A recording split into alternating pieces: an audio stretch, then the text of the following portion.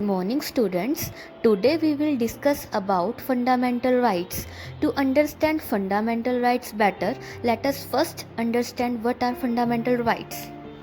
देखिए fundamental rights हमारे constitution के आर्टिकल 12 to 35 में गिवन है. The fundamental rights of all the citizens of India are given in the Constitution of India. These fundamental rights are mentioned in Part 3 of the Constitution of India.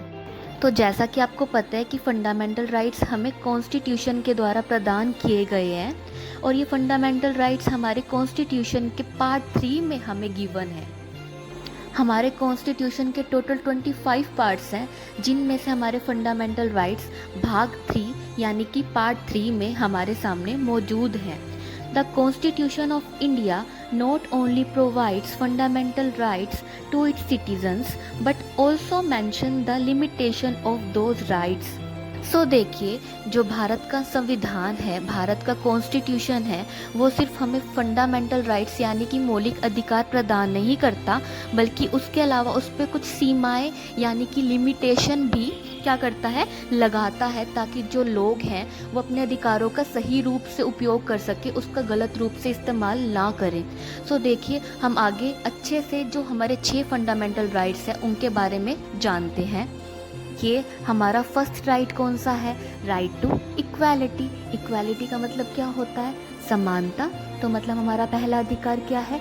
समानता का अधिकार. समानता का मतलब क्या होता है कि हम देश के सामने, लोग के सामने बिल्कुल इक्वल हो सके, है ना. तो हमारा समानता का अधिकार हमें क्या बताता है कि as per the law each citizen is entitled to equality, protection and equal opportunities. कि हम सब क्या है, कानून के समक्ष समान है. जाति, लिंग के आधार पे कोई भी हमारे साथ भेदभाव नहीं करेगा. हम सब लोगों के सामने इक्वल हैं. नेक्स्ट है हमारा राइट टू फ्रीडम. फ्रीडम मतलब क्या होता है? स्वतंत्रता या आज़ादी. तो हमें क्या है, स्वतंत्रता का अधिकार भी है. All citizens have the freedom and right to express their opinion in any language, freedom of assembly, freedom of movement throughout the country and practice any profession.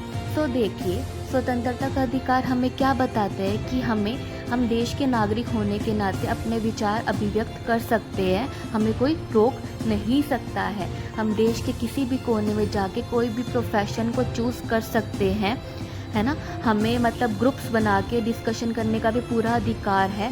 तो हमें कोई भी हमारी आज़ादी में रोक टोक नहीं कर सकता. हमें नागरिक होने के नाते सबको इक्वल फ्रीडम कॉन्स्टिट्यूशन के द्वारा दी गई है.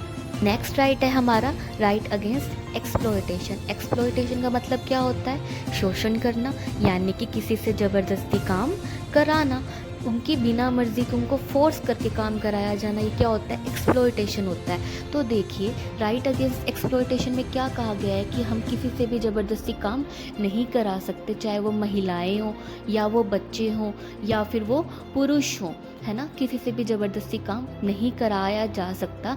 जो भी काम के घंटे तय होते हैं सिर्फ उसी के अंदर ही वो काम कर सकते हैं, उससे ज़्यादा वो काम नहीं कर सकते हैं या ज़बरदस्ती उनसे उनका शोषण नहीं किया जा सकता. हमारा right to freedom of religion. Religion क्या होता है? धर्म. फ्रीडम क्या होता है? स्वतंत्रता या आज़ादी. तो देखिए भारत का नागरिक होने के नाते हमें किसी भी धर्म को मानने की पूरी स्वतंत्रता दी गई है. हम किसी भी एक धर्म को अपना सकते हैं, कोई हमें फोर्स नहीं कर सकता है. हम प्रचार भी कर सकते हैं धर्म का, हम पूजा पाठ भी कर सकते हैं, है ना. तो हमें कोई रोक टोक नहीं कर सकता वहाँ पर. नेक्स्ट राइट है हमारा cultural and educational rights. Cultural क्या होता है? सांस्कृतिक. और एजुकेशनल क्या होता है? शैक्षिक. तो देखिए इस राइट में हमें क्या कहा गया है, जो माइनॉरिटीज़ होती हैं have the right to establish educational institution. तो देखिए जो संख्या में कम होते हैं, अल्पसंख्यक होते हैं, उनको क्या अधिकार दिया गया है कि वो कोई भी एजुकेशनल इंस्टीट्यूशन को इस्टेब्लिश कर सकते हैं. The cultural and language of the minorities will be protected.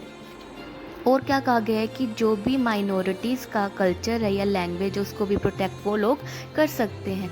जो भी हमारी संस्कृति चली आ रही है काफ़ी टाइम से, हम उसको बचा के रख सकते हैं. एंड लास्ट राइट है हमारा right to constitutional remedies. Remedies क्या होता है? उपचार करना, है ना। जो भी हमें पहले 5 राइट्स दिए गए हैं, अगर इनका कहीं पे भी उल्लंघन होता है, कोई हमें इनसे छीनने की कोशिश करता है ना, तो क्या कर सकते हैं? हम कोर्ट में जा सकते हैं, कोर्ट की शरण ले सकते हैं। तो ये थे हमारे 6 फंडामेंटल राइट्स। इसके अलावा एक पहले राइट था हमारा राइट टू प्रॉपर्टी, जो कि क्या था? पहले कॉन्स्टिट्यूशन के आर्टिकल 19 में था, अब इसे क्या कर दिया गया है? इसे 44th अमेंडमेंट 1978 के थ्रू एक कानूनी अधिकार बना दिया गया है, जो कि किस में है? अब ये 300A में, कॉन्स्टिट्यूशन के आर्टिकल 300A में इसको एक कानूनी अधिकार के रूप में रखा गया है। तो ये था हमारा फंडामेंटल राइट्स का एक टॉपिक। आई होप आपको ये वीडियो में सब कुछ समझ आ गया होगा। Thank you.